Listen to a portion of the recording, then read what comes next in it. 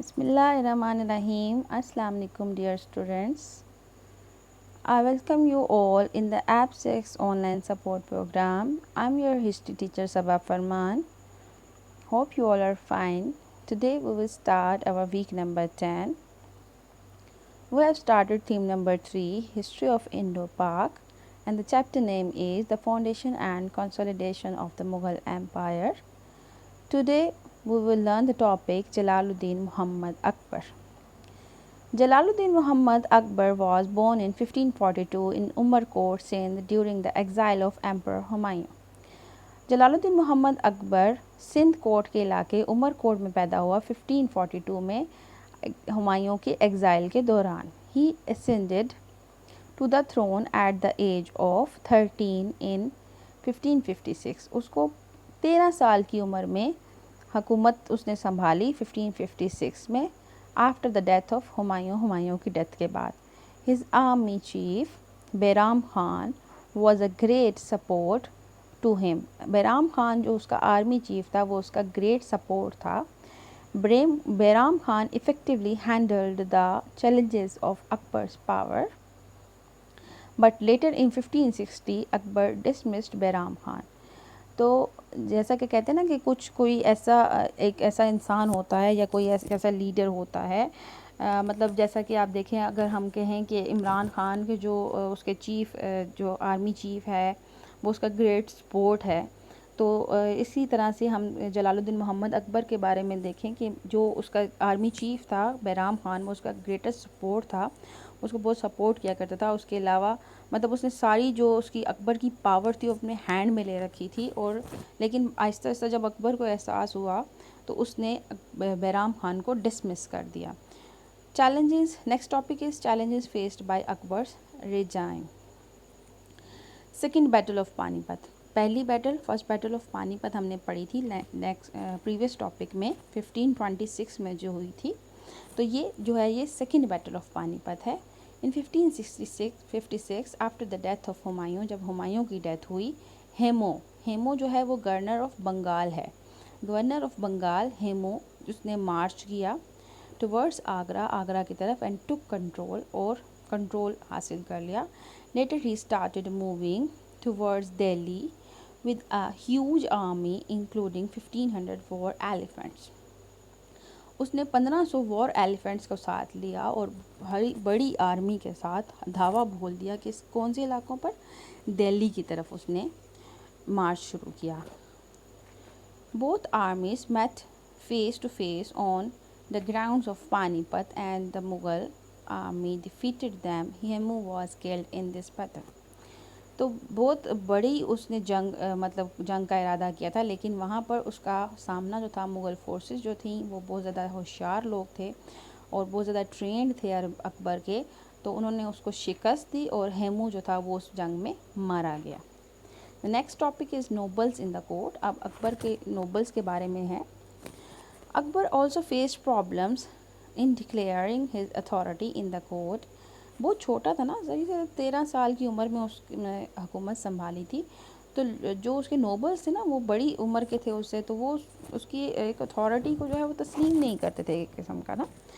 तो most of the nobles जो थे वो in his court were older than him, वो उससे बड़े थे, and treated him as a young boy. तो वो उसे एक छोटे बच्चे की तरह, छोटे लड़के की तरह ट्रीट करते थे, हालांकि वो किंग था.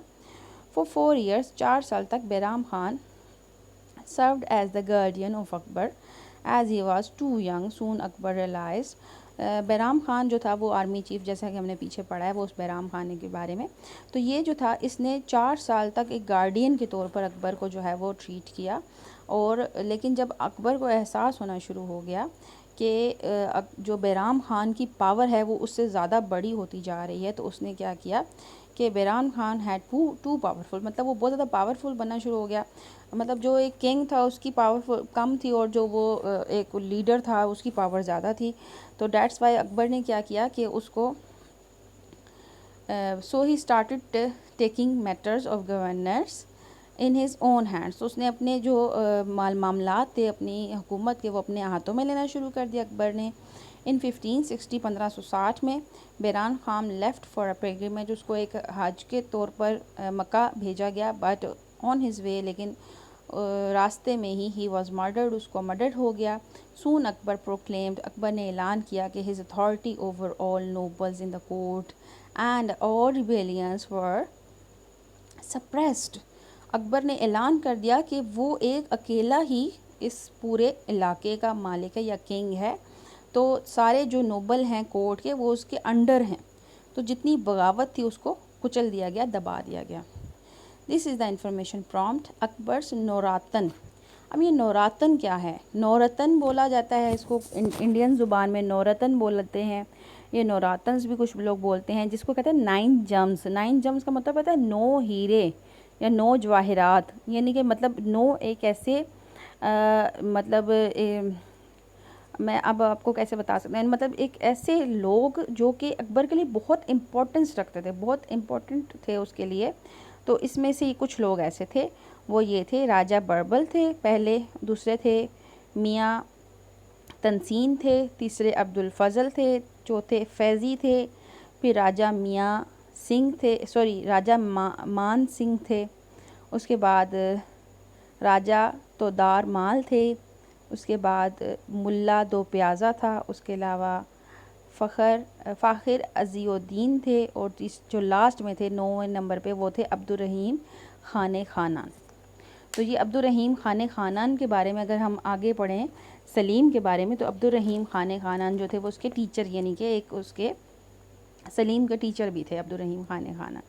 تو یہ 9 جو ہیں یہ جامز ہیں، یعنی کہ 9 جواہر ہیں، 9 ہیرے ہیں اکبر کے لیے. اس کو اس نے 9 جواہروں کے طور پر کہا گیا ہے، 9 جامز یعنی کہ 9 رتن، یعنی کہ 9 ہیرے ہیں جو اکبر کے کورٹ کے ہیں. تو یہ سارے لوگ جو تھے اکبر کو بہت عزیز تھے.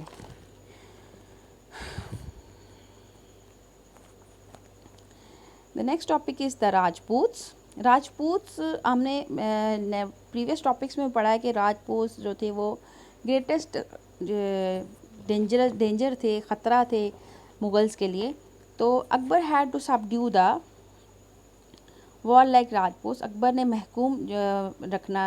اکبر جو تھا وہ محکوم رکھنا چاہتا تھا راجپوتس کو، وار لائک راجپوتس کو. He opted for reconciliation with them and appointed Rajput nobles on important position in his empire.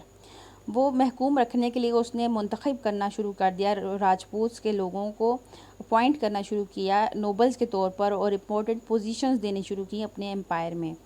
دا جزیہ imposed on non-Muslims and the pilgrimage tax paid by Hindus was abolished to pacify the Hindu population. تو ہندو population کے ساتھ ایک اچھا جو ہے وہ سلوک رکھنے کے لیے، یا ان کے ساتھ ایک اچھی پرسکون رکھنے کے لیے اس نے کیا کیا کہ ان کو ایک تو امپورٹنٹ پوزیشنز دینی شروع کر دی اپنے امپائر میں. اس کے علاوہ جزیہ ٹیکس جو تھا وہ نان مسلمس پہ تھا وہ ختم کر دیا، اور جو ٹیکس پے کرتے تھے وہ لوگ ہندوز جو تھے وہ ختم کر دیا، تاکہ جو ہندو پاپولیشن ہے وہ پرسکون رہ سکے اور ملک میں امن پھیلا رہے. ان 1567 1567 میں the Mughals forces led by Akbar conquered the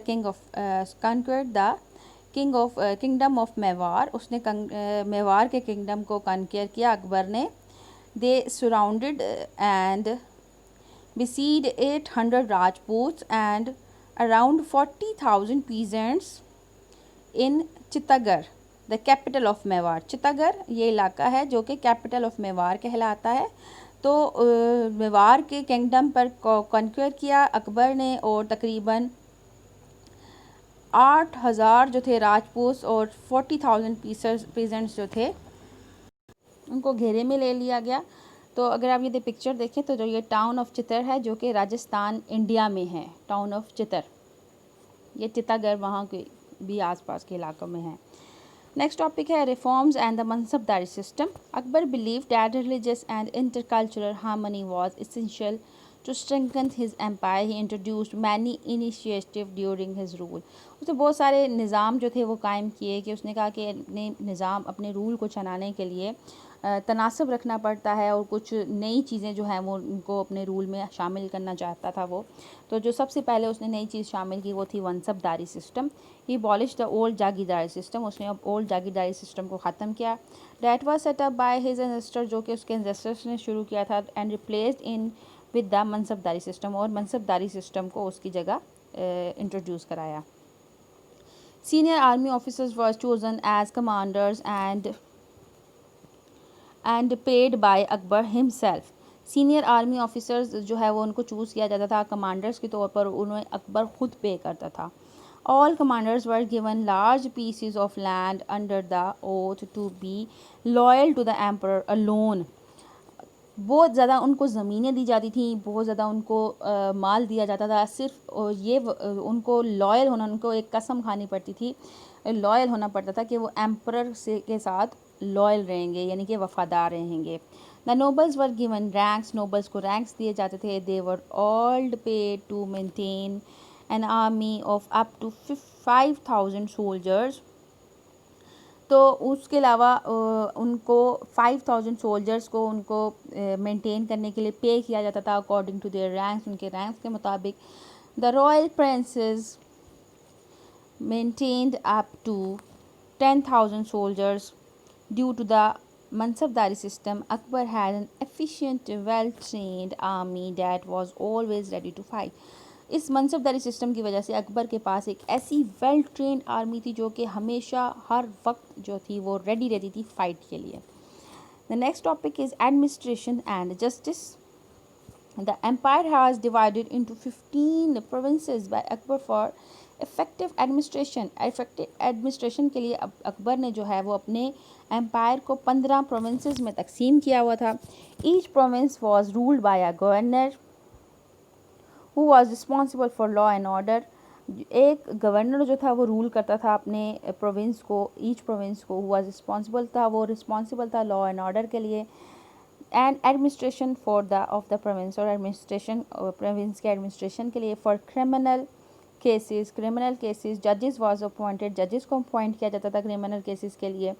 the sharia law was consulted for Muslim, sharia law تھے کنسلٹڈ مسلمس کے کیسز کے لیے. while the respective juries of Hindus settled their disputes, اور ہندوؤں کے لیے جو ہے وہ ڈفرینٹ جوریز یعنی کہ ڈفرینٹ عدالتیں تھیں جو کہ ان کے تنازعات کو, ڈسپیوٹس کو حل کرتی تھیں. The next topic is revenue collection. Revenue collection میں the next officials of all provinces reported directly to the emperor and not to their governors.